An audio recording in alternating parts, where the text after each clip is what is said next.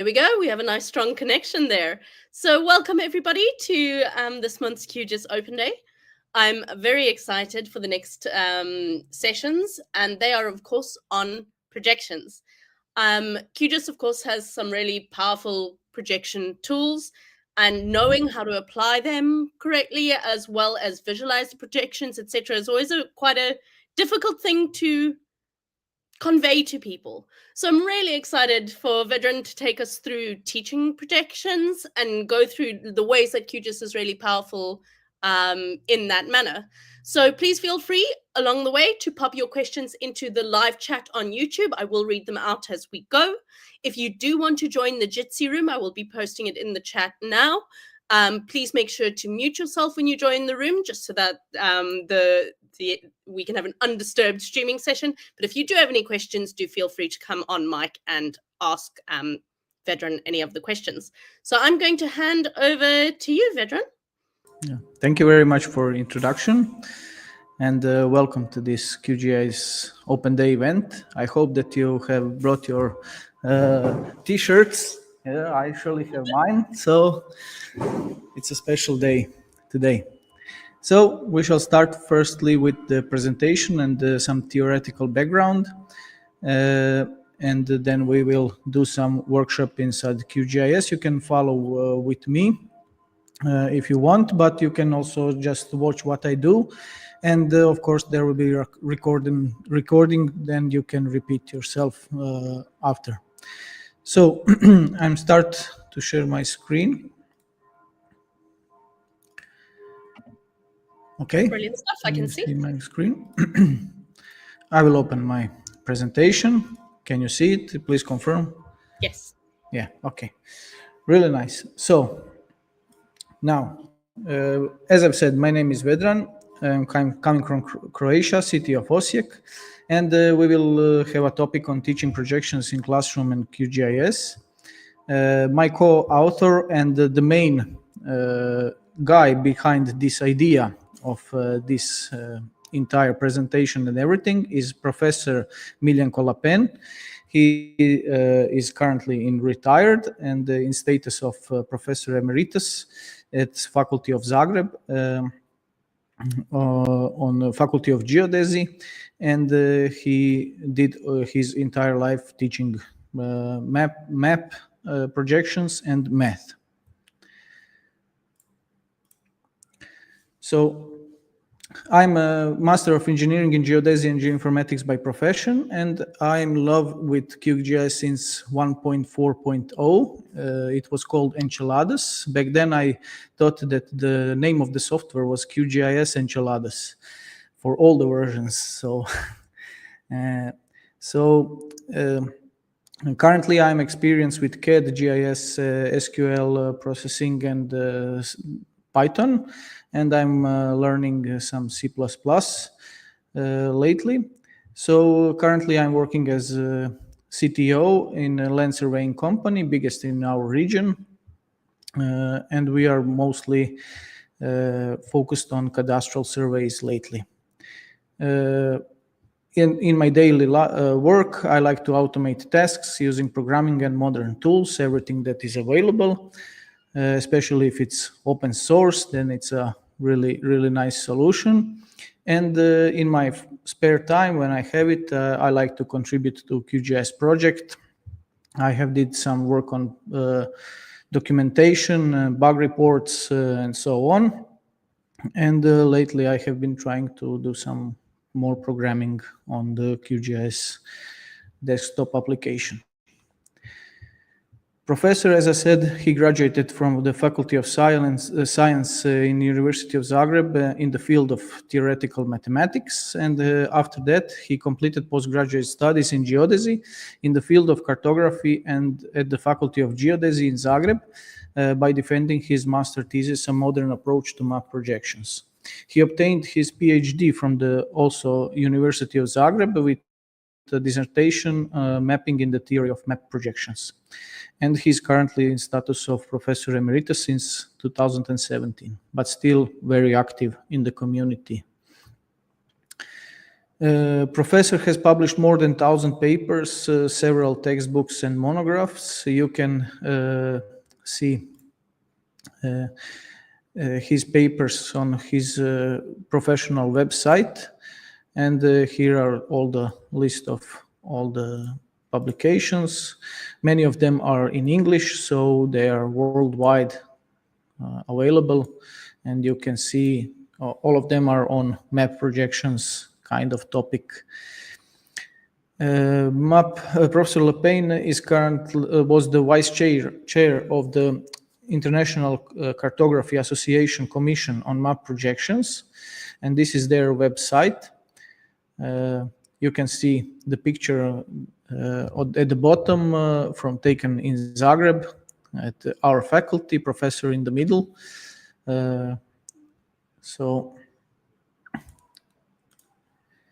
And he is founder and president of the Croatian Cartographic Society. We have our website in Croatian cartografia.hr, cartography.hr in translation. So this is a really nice website. You can use the English version of the website by clicking here. So some things are translated to English, and the website has some really nice resources. Professor is the managing editor of the Cartography and the Geoinformation Journal, which is published in dual language, in Croatian and English in parallel. Every number is published in 2 languages. So you can visit it on the link, Cartography and Geoinformation. I will publish all the links on the QGIS Open Day website, so you don't have to write it down now. And here you have archive of all papers, all journals that have been published recently and earlier.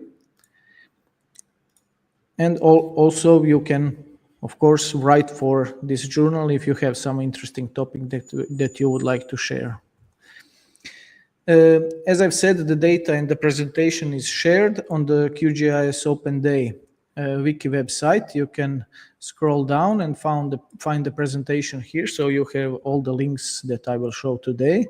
And the data for the workshop is here in zip file that we will need later. Okay, so intro to the workshop. Why are we doing this workshop in the first place?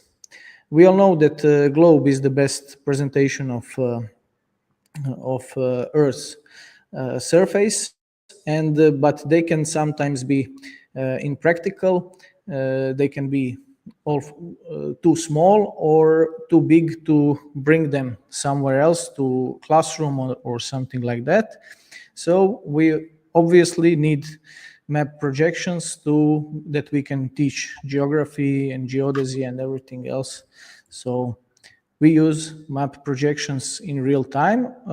Lately, we have seen really interesting technologies that are coming with virtual spaces and so on, with different glasses and additions that we can use. But these things can be very expensive and not affordable for entire world, maybe some countries that are less developed.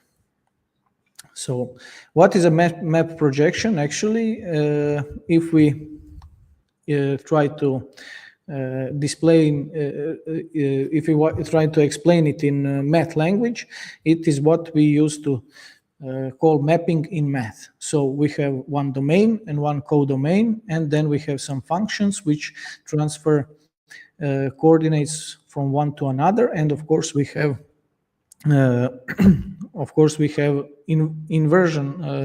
inverted the version of functions to bring them back to original coordinates. So I have put here the most simple one. We can say that x coordinate in a plane is a function of a longitude and the y is a function of a latitude. And that is the most simple way to explain map projection. And I could invent Vedran's projection. Let's say that I want to invent my own projection. I would say, for example, that we use longitude, add 1 plus 1, and use latitude, add 2 plus 2, and that is our function to create Vedran's amazing projection. So, of course, this doesn't make much sense, but that's basically how it works. So we are transforming from the sphere to a plane. In its more complicated version, x is function of both phi and lambda, latitude and longitude, and y could be also a function of latitude and longitude, and we have some example where y is only the function that uses as input only latitude. So there are many examples, and there are many map projections. One about 100 and maybe 200 are known projections, and they're actually indefinitely possibilities to make a map projection. So when we started talking, Professor and I, we looked at the QGIS documentation. There's a really nice book, A Gentle Introduction to QGIS, to GIS in general, but with focus on QGIS. And there are some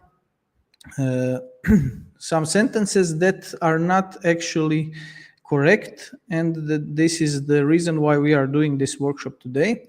There's a sentence: different ways of projecting can be produced by surrounding the globe in a cylindrical fashion, or as a cone, or even as a flat surface. So this is not actually how it works. After this paragraph, we have this nice picture, which is very common when teaching map projections, and we can see the sphere, we can see some light source, and then a cylinder, and then we just use that cylinder, cut it along the one line, and we get a nice flat surface. But that is actually not how things work. Only this can be done like this, but it is a special, only special case. So please read this article. This is by Professor Miljenko and by Professor Nedjeljko Frančula. This article more specifically explains what's wrong with this kind of teaching, and you can see the reasons and explanations what's correct and how it can be corrected. Another topic that is in the same QGIS documentation in the book, Gentle Introduction to GIS, there is a paragraph or heading that is called Accuracy of Map Projections, where, well, this is not good word to use when describing map projections.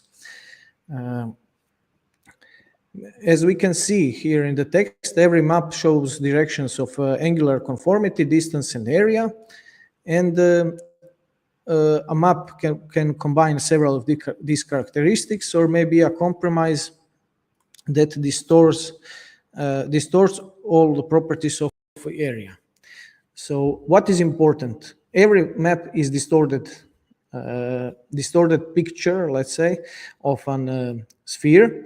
But when we read a map from the flat, from the projection, then we must apply the inverse functions to get the real numbers that are they representing. And this is not thing about accuracy. This is about properties of a projection. So map could be inaccurate if it showed, let's say, city of Berlin inside Croatia. Then this map would be wrong or inaccurate, because Berlin is in Deutschland and not in Croatia. But when we talk about mapping projections, then we can use the words that are map projections distorted and how are they distorted. Every map projections has its own property. So in cartography, we are not talking about accuracy, but about distortions that are inherent to every map projection. If we know the map projection, then we can remove the resulting distortions from the information that we read from the map. That is the key. Leonhard Euler was the first to mathematically prove that a spherical surface cannot be mapped onto a plane with zero distortion. And this is presented in his paper back in the day in 1778 in Latin. And the interesting thing that we can today read the original. It's publicly available on the internet, and if you know Latin language and some math, you can read the original. That is very interesting and really nice to see. Of course, if you don't know Latin, there is English and German translation available at this link. Here at the bottom, you have two PDFs that are in English and in German. I'm very pleased to hear that. Yeah. So the following slides is a series of slides that demonstrate a very widespread misconception about map projection. And this is certainly contribute to QGIS documentation, gentle introduction to GIS. We can see here the Croatian School Atlas from 1965, that is from professor's private archive. And we can see that map projections are explained as a mapping to a cylinder or a cone. 25 years later, in 1990, we can see the same images.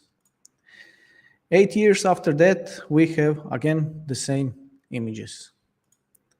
And from Croatian School Atlas from 2021, again, the same images. So we can see here the copy-paste doing its job from year to year.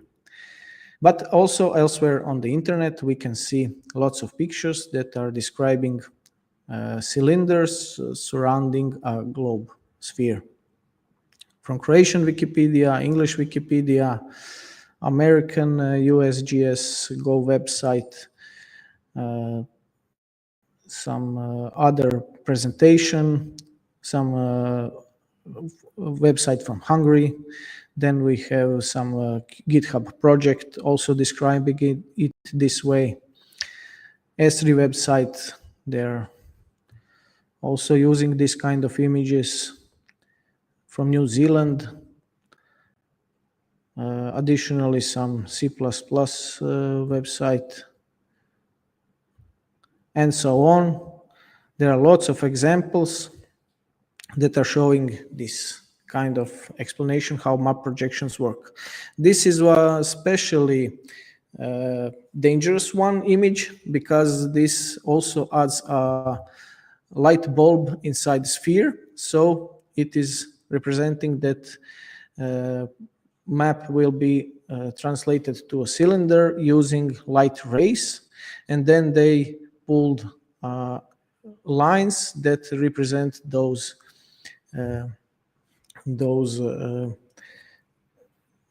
parallels into a plane, but that is not actually how it works.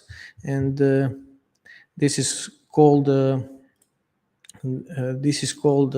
perspective projecting. And I will show you one thing. I have disabled my screen share, yeah. So I have this really nice book on C++ with a really cool heading. And here we have at some page teaching about map about perspective projecting, and here we have equations that explain how rays go through the sphere and how we can detect the intersection. But unfortunately, as we said, this is not how map projection works. So I will continue.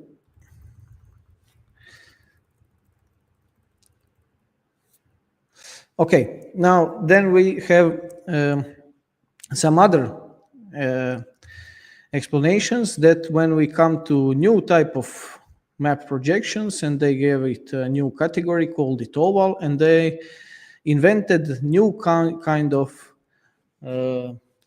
object that is how the Earth is projected to this new object, like a can or something.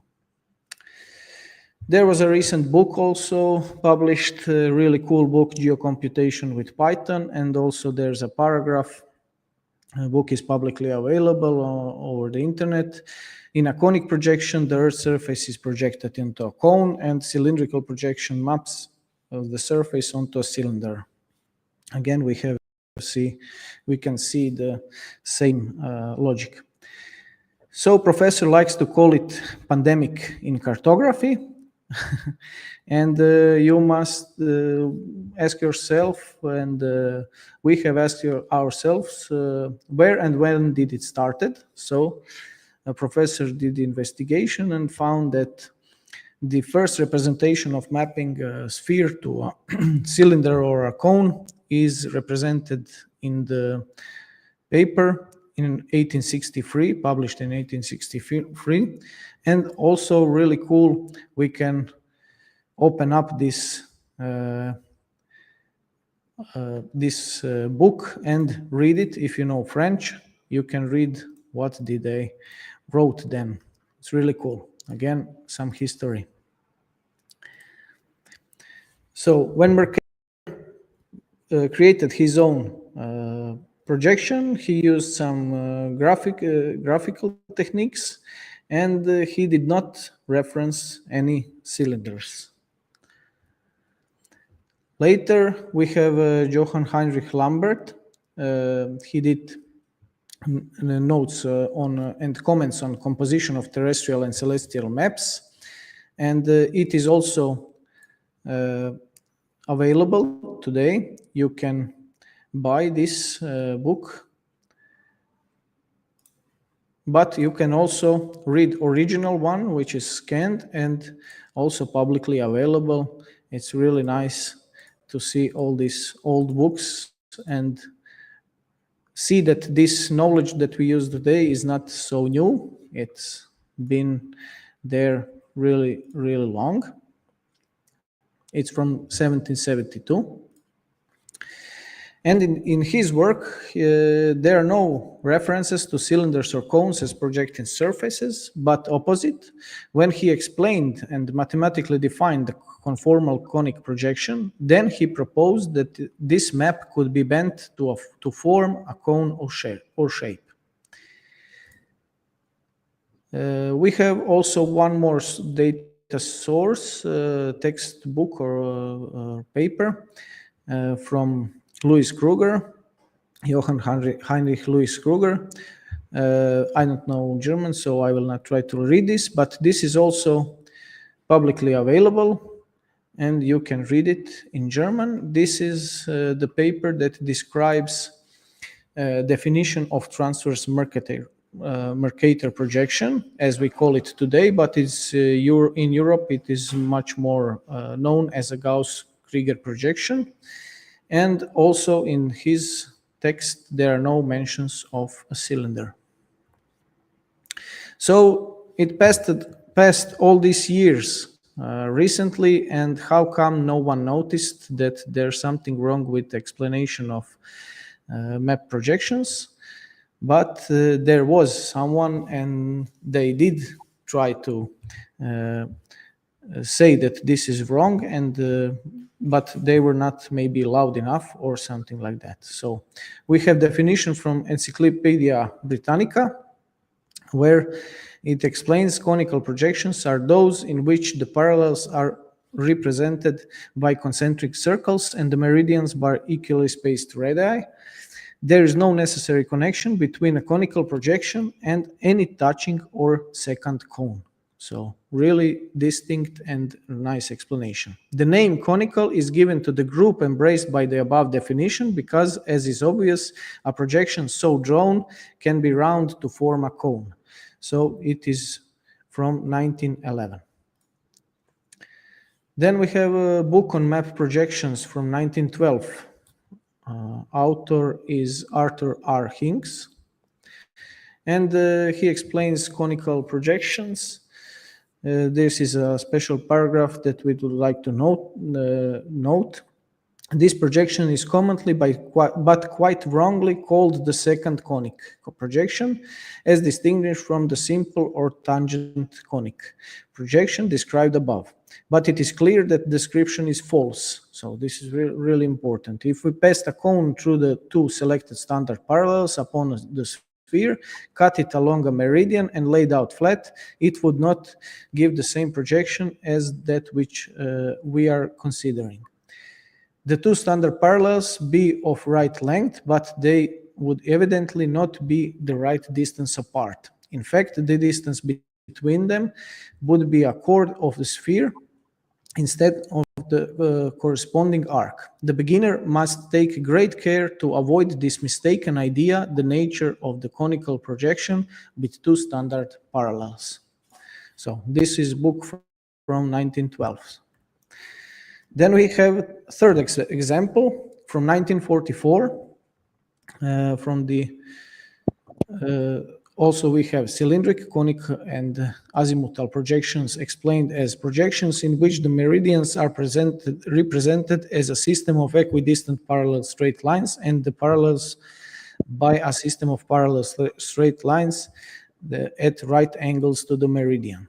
Also, we have similar definition to conic and azimuthal projection. Another example from this book, also there is no notion of cylindrical cone surfaces, and there's a sentence, no reference has been made in the above definition to cylinders, cones, or planes. The projections are termed cylindric or conic because they can be regarded as developed on a cylinder or cone, as the case may be, but it is well to dispense with picturing cylinders and cones, since they have given rise to much misunderstanding. Particularly is this so with regard to conic projections with two standard parallels, they may be regarded as developed on cones, but they are cones which bear no simple relationship to the sphere. So some projections of azimuthal, cylindrical, and conic families have a direct geometric interpretation. As light rays projected from a source intercept the Earth, and according to laws of perspective, draw its features on surface. So this is the special case, and this is the explanation of special case. And so we can see, for instance, Mercator's cylindrical projection can't be visualized as perspective process unless. So we have three things. Light rays don't follow straight trajectories, or the light source is not a point or straight line, or the projection surface is not a simple tube. So there is some explanations, and these explanations now point the special case which would fit cylinder and sphere case. In all three cases, the complexity negates the usefulness of a perspective model. Indeed, many projections have simply no geometric or physical interpretation and are described purely by mathematical formula.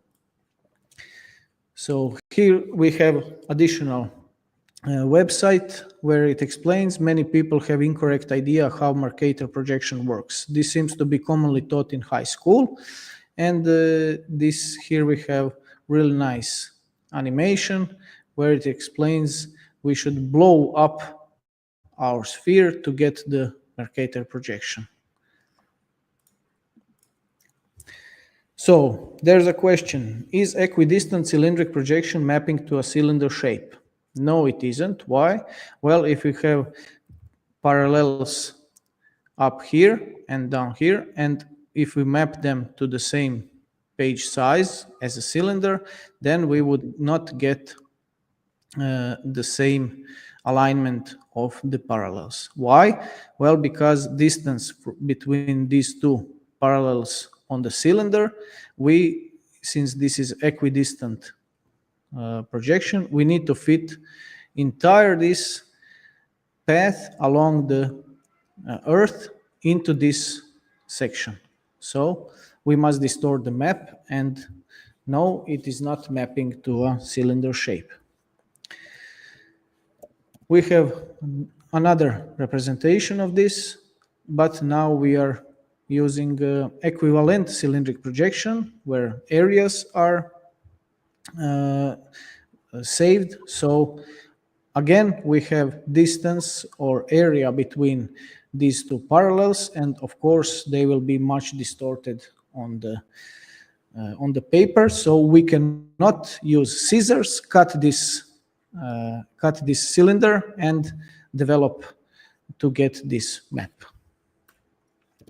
Similarly to Mercator projection, again we can see that points on the Antarctic and on the North Pole are mapped indefinitely in space. So obviously, no, it is not mapping to a cylinder shape. So let's remember, generally there are no cylinders in cylindrical projections. Exceptions are perspective cylindrical projections, which are very rarely used, and it is not wise to use intermediate surface while describing map projections, because most map projections in its definition do not have an intermediate surface, and visualizing projection with intermediate surface can lead to broad conclusions about deformations or distortions in map projections. And once again, please do not call map projections inaccurate. They are only distorted, and this distortion must be considered when reading a map. So we should try to avoid these images as much as possible when teaching projections. Maybe it's okay for kindergarten or something like that for young children, but in profession, this kind of drawings should be avoided. And what else can we do about it? We can use QGIS and follow the next steps. Design a map in cylindric or conic projection. Then we can print this map to a paper. And once that we have created an instance of a map projection, once that we have mapped Earth's surface to a plane, then we can fold our map into a shape of cylinder or a cone and explain that is why the reason why it's called conical projection or cylindric projection. So we can replace this kind of images from the left side to the new type of images that we use a Earth sphere, project it to a plane, and then we can fold it into a cylinder or a cone. Additional readings, if you would like, there is a Springer publication from Professor Lapine, where he was editor together with Lynn Usery, and this is really good book on with many articles on this topic. Also, we have map projections classification. This is an open article. You can read this. I already mentioned it earlier. There is a great textbook from Professor Nedeljko Frančula, but unfortunately it's only available in Croatian language. It's publicly available on this website. And this is a textbook that I was learning from when I was in faculty. And here it starts with the most simple examples and explanations what coordinate systems are and how they work. And then later through the book, then we can explain all the different map projections and mathematical theory and equations that I used to calculate these things. So maybe you can translate this with modern technologies to your own language and follow the math. Math is universal language. So Professor Franciula is the author of Franciula's projections. There's a really nice article on this website about his projections. I believe that he developed all these projections as his PhD. And additional, we have Problem in Basic Cartography by Professor Lapen, Matching Standard and Second Parallels, Map Projection Aspects, and Equidistant Standard and Second Parallels. You can read all this and all other articles on this topic. What is the recommendation? To update QGIS documentation and also to warn people if you see wrong explanation or description of map projections when you see them on the internet or everywhere else. And the professor asked me to present you. There will be a 21st International Conference on Geoinformation and Cartography, location in Zadar, Croatia, and it will also be online. You can find more information in the website of this conference if you would like to join. And if you would like to ask some questions or discuss more, you can contact Professor at his email, everything related to map projections and math, the background mathematics, he will be happy to answer. And of course, for some questions about QGIS, and maybe I can help you also with some simpler questions. So this will be the end of the theoretical part. I will stop my screen sharing now. We have still 25 minutes. I would like to continue immediately to workshop part, if you agree. Oh, absolutely. I will do so. I do just need to swap over to the next video. I'm happy to start a little bit early. Maybe we can continue in this one. You said that it will be 1 hour limitation. Oh, that's no problem. I just need to swap over the one on YouTube. So we will all stay in this meeting. So it's just side. I did just want to open the floor to any questions. So anyone in the YouTube chat, if you have any questions, please pop them in the chat now. I will read them out. Does anyone in the room have a question? I believe that Professor is also live in YouTube. He told me that he will try to follow. He's currently on his vacation, but brilliant. We do have a couple of people who are tuning in from all over the world. So Hans van der Kwast is tuning in from the Netherlands, and he is really looking forward to learning better teaching methods for teaching students about projections. Yeah, really nice. And of course, we will use QGIS. That it will be super cool. Then, of course, Michael says hello from Belgium. We have Digme coming in from Bhutan, who says hello. Simber comes in from Nigeria, and Reading Geo says, so excited by this new knowledge, and I'm always looking to understand map projections a little bit better. Yeah, really nice, really nice. Yeah, when I was studying, and the professor used to say, whoever tells me an answer that the map is created by projecting onto a cylinder, he will immediately get an F and fail on the on this class. So brilliant. I see Hans van der Kwast says, any volunteers to update the QGIS documentation on this topic? I do know a lady called Selma who works on the documentation, so I may just pop to her because I'm very keen to get that documentation updated. I think, we definitely, gremlins have crept into the system. I do enjoy that just along the way, everyone accepted that this is the convention, that this is how things are, but the original text and the original research never actually referenced this cones thing. It's amazing. Yeah. But the most dangerous part is that can lead you to wrong conclusions. Absolutely. So, and the science about cartography until recently was usually called mathematical cartography. So math is the main thing. I find math is generally king. Yeah. Alrighty, great. Okay. See, I see Mohammed is coming to us from Sierra Leone. So we've got quite a nice representation from Africa. Me and the south, middle in Nigeria, and some from Sierra Leone. It's wonderful. All right, so what I'm going to do is I'm just going to swap over on YouTube to the workshop session. We will Okay. remain here. We will be offline for about a minute, so everyone can go and grab a tea or a coffee, and then we will start on the workshop session. Okay. Thank you, everyone. I will see you over on the workshop link. Right. Let me just swap us over, and I will be right there.